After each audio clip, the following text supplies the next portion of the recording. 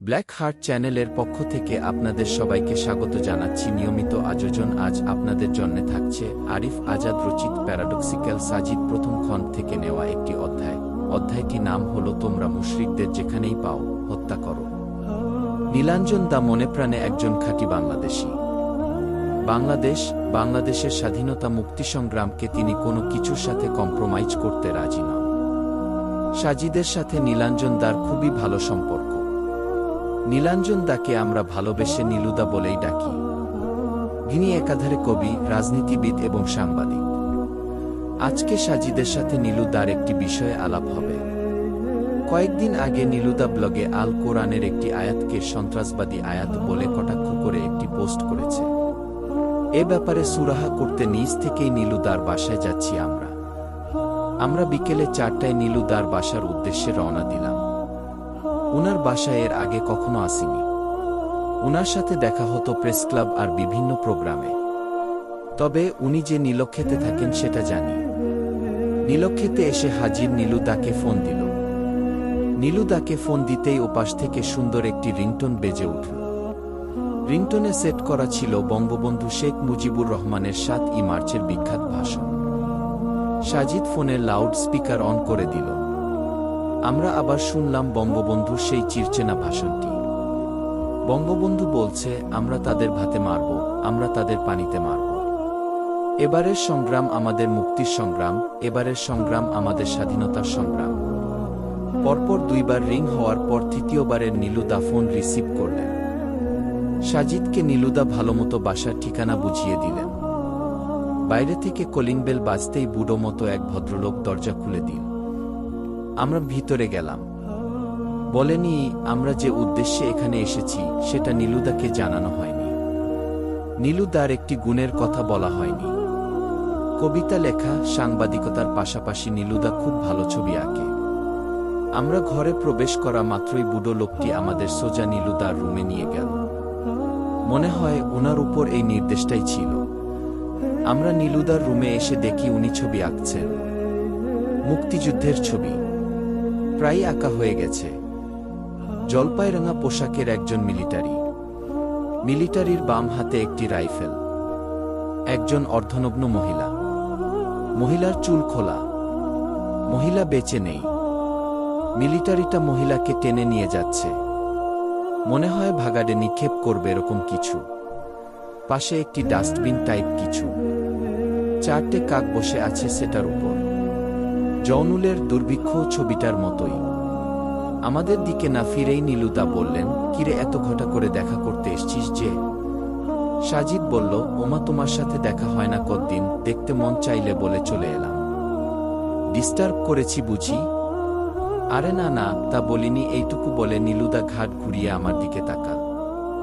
আমাকে দেখে নীলদা বলে উঠল, আরিফ না? সাজিদ বলল, আরে বাস, আজ দেখি আমার বাসা চাঁদের হাট। তুমি তো জম্পেশ কবিতা লিখ ভাই আরিফ। বিচিত্রায় তোমার কবিতা আমি প্রায়ই পড়ি। নীলুদার মুখে এরকম কথা শুনে আমি লজ্জায় মরে যাচ্ছিলাম। সাজিদ বলল, জানো দাদা, তাকে কত করে বলি কবিতার একটা পাণ্ডুলিপি রেডি করবই মেলার জন্য, কিন্তু সে বলে ওর নাকি ভয় করে। দেখো তো দাদা।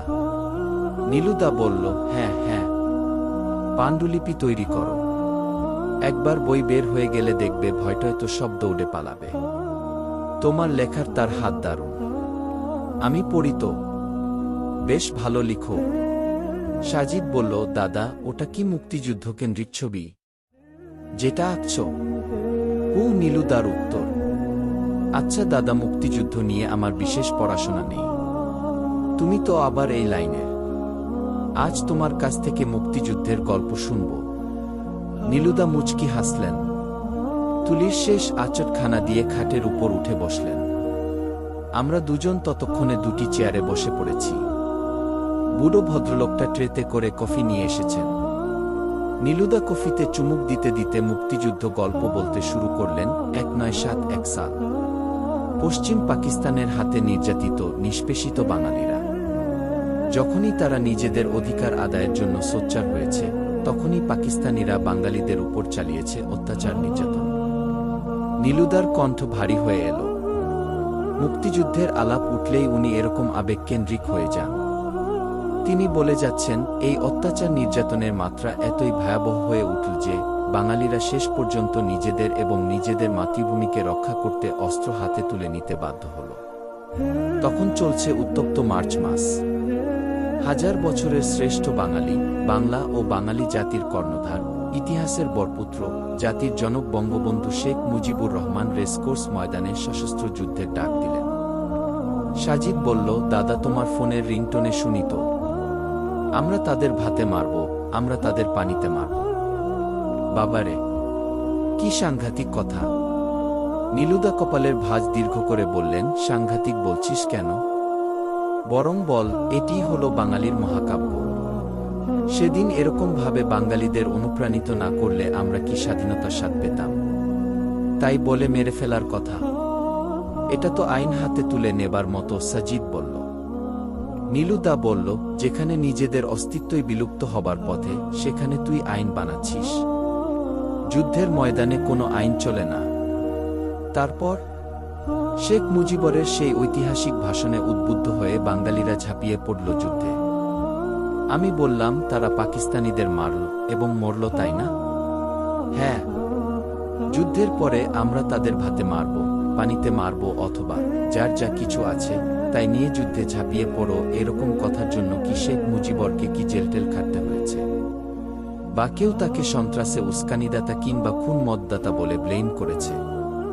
সাজিদ জিজ্ঞেস করল, তোর মাথায় কি গোবর নাকি রে সাজিদ? এটা কোনো কথা বললি? শেখ মুজিবকে এটার জন্য ব্লেম করবে কেন? যুদ্ধের ময়দানে এটা ছিল একজন কমান্ডারের কমান্ড। এটা অপরাধ নয়, বরং এটার জন্য তিনি ইতিহাসে অমর হয়ে আছেন। নির্যাতিত বাঙালিদের মুক্তির দিশারি, মহান এ নেতা। এভাবে দীর্ঘ 9 মাস রক্তক্ষয়ী যুদ্ধের পর আমরা পেলাম একটি স্বাধীন ভূখণ্ড, একটা স্বাধীন পতাকা। আচ্ছা দাদা, ঠিক একই কাজ যদি পৃথিবীর অন্য প্রান্তে অন্য কেউ করে, ধরুন নির্যাতিত, নিষ্পেষিত, দলিত মানুষের অধিকার আদায়ের জন্য পৃথিবীর অন্য কোথাও যদি অন্য কোন নেতা এরকম কথা বলে, যদি বলে শত্রুদের যেখানেই পাও হত্যা করো, আর এই কমান্ড পেয়ে যদি নির্যাতিত মানুষগুলো যুদ্ধে ঝাঁপিয়ে পড়ে, আপনি সেটাকে কোনো চোখে দেখবেন? অবশ্যই আমি ওই নেতার পক্ষে থাকব এবং তার এই কথার, এই কাজের প্রশংসা করব। নীলুদা বললেন, যেমন যেমন আমি চে গুয়েভারার সংগ্রামকে স্বাগত জানাই, আমি জোসেফ স্ট্যালিন, মাও সেতুং এর সংগ্রামকে স্বাগত জানাই। এরা সবাই নির্যাতিতদের অধিকারের জন্য লড়েছেন। এবার সাজিদ বলল, দাদা আপনি আরবদের ইতিহাস জানেন? কি রকম? 1400 বছর আগের কথা। আরবদের প্রচলিত ধর্মবিশ্বাসের বিপরীতে একটি নতুন ধর্মবিশ্বাস সেখানে মাথাচাড়া দিয়ে ওঠে। কিছু মানুষ স্বেচ্ছায়, কোনো রকম জোরজবরদস্তি ছাড়াই এই ধর্মের প্রতি অনুরাগী হয়ে পড়ে। তারা দলে দলে এই ধর্মবিশ্বাস মেনে নিতে শুরু করে। কিন্তু সমাজপতিদের এটা সহ্য হয়নি। যারা যারা এই ধর্মটিকে মেনে নিচ্ছিল, তাদের উপরই নেমে আসছিল অকথ্য নির্যাতন। বুকের উপর পাথর তুলে দেওয়া, উঠের পেছনে রশি দিয়ে বেঁধে মরুভূমিতে ঘুরানো, গর্দান নিয়ে নেওয়া, কত কি। এক পর্যায়ে এই ধর্মের প্রচারক এবং তার সঙ্গীসাথীদের দেশ ছাড়া করা হল। এমন কোনো নির্যাতন নেই যা তাদের উপর নেমে আসেনি। স্বদেশ হারা, স্বজন হারা হয়ে তারা তখন বিধ্বস্ত। 7-1 আমাদের শত্রু যেমন ছিল পাকিস্তান, 1400 বছর আগের সে সময়টায় মুসলমানদের শত্রু ছিল মুশরিকরা। তাহলে এই অত্যাচার, নির্যাতনের বিরুদ্ধে দাঁড়িয়ে তাদের নেতা যদি ঘোষণা দেয়, তোমরা মুশরিকদের যেখানেই পাও হত্যা কর, তাহলে দাদা এতে কি কোনো অপরাধ, কোনো সন্ত্রাসবাদ প্রকাশ পায়? নীলুদা চুপ করে আছে। সাজিদ বলে যেতে লাগলো, শেখ মুজিবের আমরা তাদের ভাতে মারব, পানিতে মারব যদি বাঙালির মহাকাব্য হয়, এটা যদি সন্ত্রাসবাদে উস্কানি না হয়, তাহলে আরেকটি যুদ্ধের ঘোষণা স্বরূপ বলা, তোমরা মুশরিকদের যেখানেই পাও হত্যা করো, এই কথাটা কেন সন্ত্রাসবাদী কথা হবে? এটি কেন জঙ্গিবাদে উস্কানি হবে? কিন্তু হত্যার নির্দেশ দেবার পরের আয়াতে আছে, মুশরিকদের কেউ যদি তোমাদের নিকট আশ্রয় প্রার্থনা করে, তাদের নিরাপদ স্থানে আশ্রয় দেও। শেখ মুজিব কি বলেছিলেন? আমরা তাদের ভাতে মারব, পানিতে মারব। কিন্তু তাদের কেউ এসে আমাদের আছে আশ্রয় চাইলে আমরা তাদের নিরাপদ জায়গা আশ্রয় দেব বলেছিলেন? বলেননি।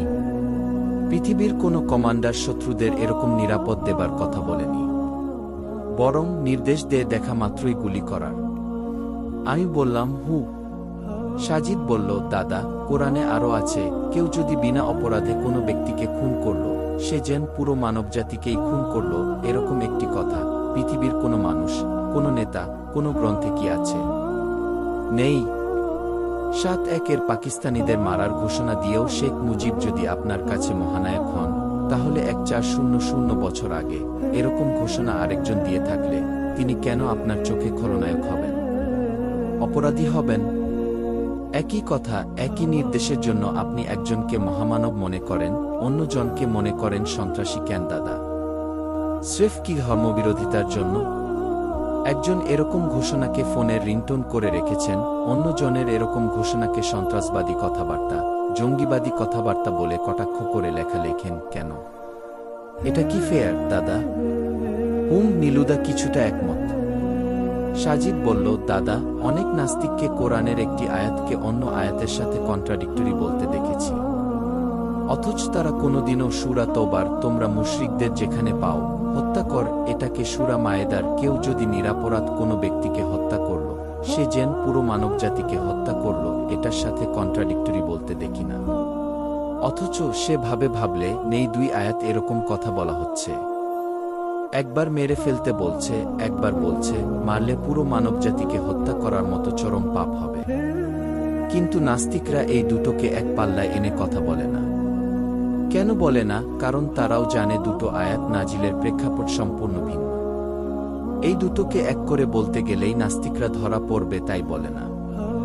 নীলুদা সব শুনে বললেন, এর জন্যই বুঝি মুক্তিযুদ্ধের গল্প শুনতে এসেছিলি? না দাদা, শুধু ডাবল স্ট্যান্ডবাজিটা উপলব্ধি করতে এসেছি। হা হা হা। নেহাত ভালো সম্পর্ক বলেই নীলুদা সেদিন রাগ করেননি হয়তো। আজকের অধ্যায়ের সমাপ্তি এই পর্যন্ত।